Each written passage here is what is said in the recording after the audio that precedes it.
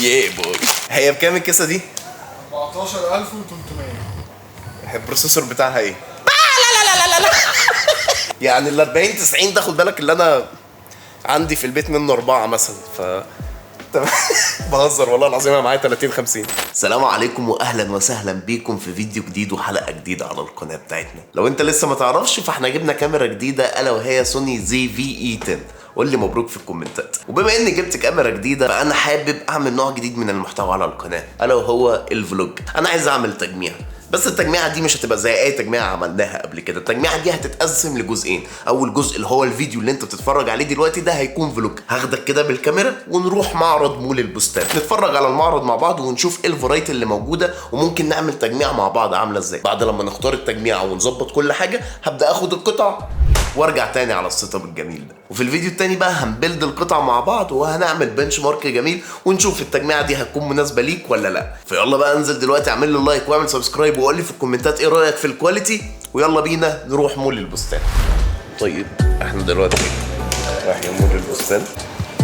ايه نخرج من الاستوديو. خرجنا من الاستوديو ودخلنا في الشمس زي ما انتم شايفين كده. هو ده مول البستان، مركز البستان التجاري اهو. هو ده المول اللي فيه كل الحاجات بتاعت الكمبيوتر هنا في مصر تقريبا، يعني ده اكبر مول في مصر ليه علاقه بالكمبيوتر وكده. فيلا بينا بقى ندخل نروح الفرع على طول. هنا احنا دلوقتي في الدور الارضي في مول البستان. احنا عندنا فرع في الدور الارضي، ده فرع صغير كده. الافضل ان انت تطلع على طول على الفرع اللي في الدور العاشر، بس لو انت عايز حاجه من هنا هو برضو كل حاجه موجوده هنا. ده قلاظه ماشي. عامل ايه؟ زي ما انت شايف كده ده شكل الفرع من جوه. المهم سيبك بقى من الفرع ده، هنطلع على طول على الفرع اللي في الدور العاشر. ودلوقتي احنا متجهين للاسانسير علشان نطلع الدور العاشر.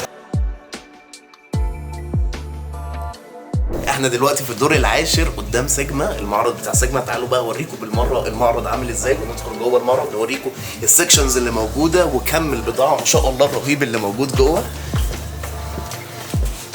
تفضلوا. السكشن ده بتاع المفروض بتاع اكس بي جي او اي داتا، بس احنا حاطين فيه الكولرز والباور سبلاي بتاع كورسير وشويه اكسسوارز كده. وعندك برضو هنا شويه كروس ميموري واس اس ديز. وهنا برضو السكشن بتاع اللابتوب، ده جزء من اللابات اللي عندنا من اتش بي بقى، ديل، لينوفو، اي حاجه من الكلام ده طبعا موجود. عندك هنا بقى كروت الشاشه يا حبيب قلبي. يعني ال 40 90 ده خد بالك اللي انا عندي في البيت منه 4 مثلا تمام. بهزر والله العظيم، انا معايا 30 50 والله 30 50. وهنا برضو المذر بوردز والكلام ده.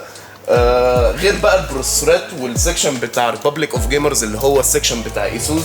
وده عبد الله بوجبه. هو يا عبد الله بوجبه، عايزك توري الناس السكشن بتاع لوجيتك. برضو احنا عندنا لوجيتك طبعا، لو انت ما تعرفش فاحنا وكيل لوجيتك في مصر. اي قطعه من لوجيتك عليها الستيكر بتاع سيجما فدي بضمان 2 سنين منتج اصلي بضمان الوكيل بتاعها، والوكيل هو سيجما.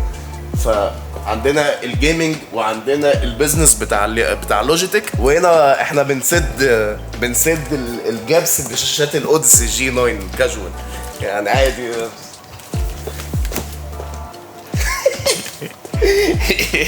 يا بوي. ايه ده؟ دي شنطه مش مشكله الشنطه يعني. في هنا كولر ماستر برضو، ده السكشن بتاع كولر ماستر. وده هو هنا في شاشات اي او سي كتير قوي. عندك جوه ده المكان اللي احنا بنجمع فيه الاجهزه. لو انت بتشتري جهاز من عندنا بيدخل يتجمع هنا، ولو بتشتري لابتوب بيتفتح هنا وبيتظبط له النسخه بتاعته. ولو انت عايز تضيف عليه رامات او تضيف عليه ستورج الدنيا دي بيكون افيلبل كده وفور فري. وكمان لو انت بتشتري شاشه او حاجه نقدر نفتح لك الشاشه هنا ونتشيك عليها ونسلمها لك ان هي ما فيهاش كسر او مشكله، علشان تبقى كل حاجه واضحه قدامكم في الفلوج ده. عندك هنا برضو دي شويه كيسات كده عارضينها. عايز اقول حاجه بس، هي بكام الكيسه دي؟ 14300. البروسيسور بتاعها ايه؟ لا مساء الخير. مساء النور. ازيك يا عبد الله؟ ازيك يا باشا؟ عامل ايه؟ الحمد لله تمام. ممكن بس نقفل الباب عشان الناس ما تضايقناش. المفتاح بقت ب 14900. بقت ب 14900. هنروح نقفل الباب.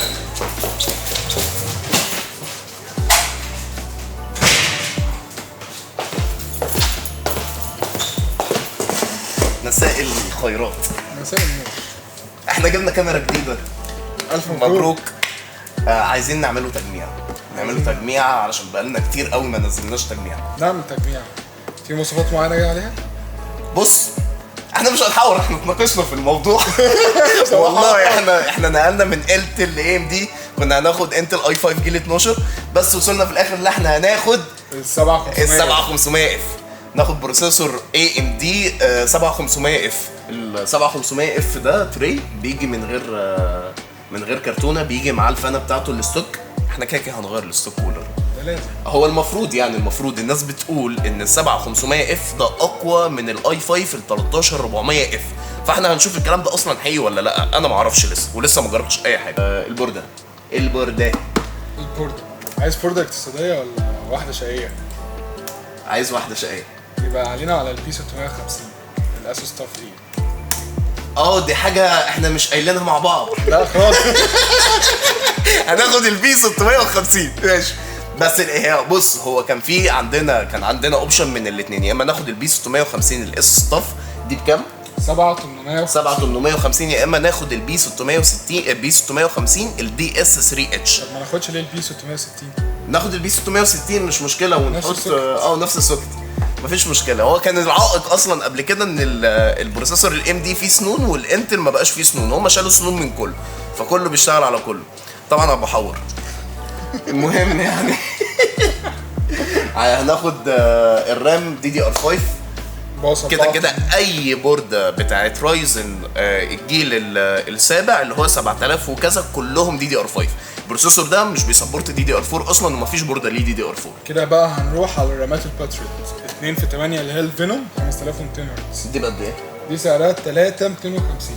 الرامات دي 16 جيجا 2 في 8 جيجا 5200 ميجا هرتز الباص بتاعها، ودي ارخص رامه انت تقدر تشتريها اتنين مع بعض، يعني تاخد 2 في 8 ارخص كت انت ممكن تلاقيه في السوق المصري كله. والرامه شكلها حلو قوي الصراحه، انا هوريها لكم في الفيديو التاني واحنا بنبلد مع بعض. كارت الشاشه ده بقى اللي كان عليه خناقه. كارت الشاشه بقى ده كان عليه خناقه.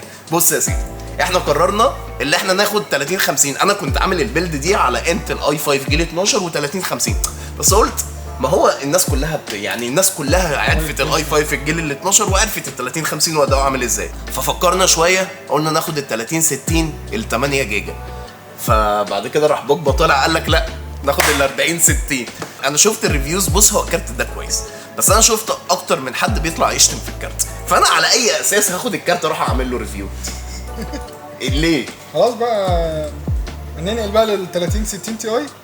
ما احنا برضو فكرنا في ال 3060 تي اي، بعد كده زمولنا بعد كده جه زميلنا في الشغل اللي اسمه عمر، شوت اوت لعمر هو مش موجود دلوقتي، قال لك ما تاخد ال 2060 سوبر ونشوف فرق الاداء ونجرب. فاحنا هناخد ال 2060 سوبر.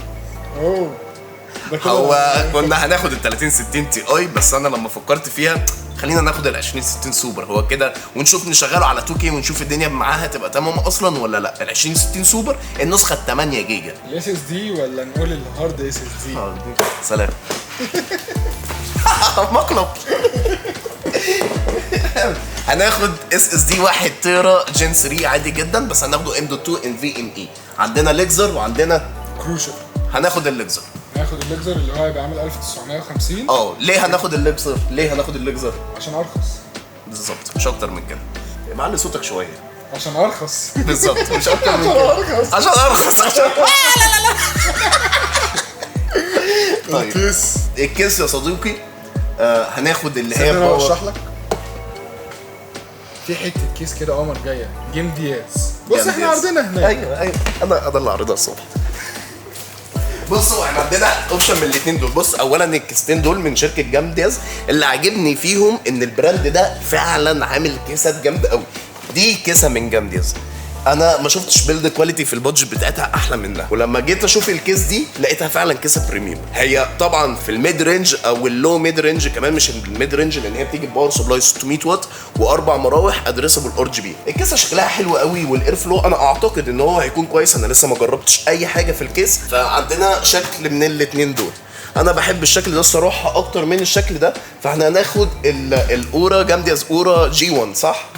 جي 1 جام دياز جي سي 1. كده التكلفه بقى طبعا هتبقى معانا لسه الكولر صح. الكولر انا بص بقى نفس البراند ده عامل دولتني لا لا لا عامل 950. عامل الكولر ده ب 950 جنيه. هو كاتب على الانتل اي 7 الجيل التاسع. درجة حرارة الكولر اللي هو جاي مع البروسيسور نفسه بتوصل لحد 87. درجة الحرارة بتاعت الكولر ده بتوصل لحد 60.5 درجة مئوية. فاحنا ما نعرفش، هنشوف هو كول ولا مش كول. الكولر ده بيجي بمروحة واحدة وبيجي ب4 هيت بايب. وكل حاجة بقى في الكولر هنشوفها في الريفيو والبيلد نفسها. انا عرقت من جمال.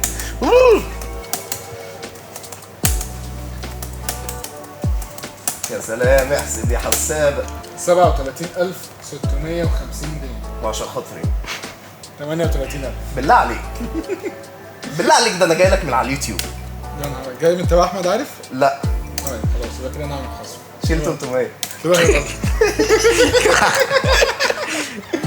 شيل 300 جنيه. ده فلوج يا جدعان، يعني منطقي اللي احنا نهزر فيه، منطقي اللي احنا نعمل اللي احنا بنعمله ده علشان ده فلوج. فهنستنى الريفيو هو اللي هنتكلم فيه واحنا عاملين كده. منطقي ان هو يعمل كده برضه. كده هيبقى 37350 جنيه اللي جاي من طرف احمد عارف. لا، هي التجميعه دي هنسميها، انا اخر تجميعه عملتها كانت جينكس 007 جينكس 008. خلينا نراجع التجميعه مع بعض.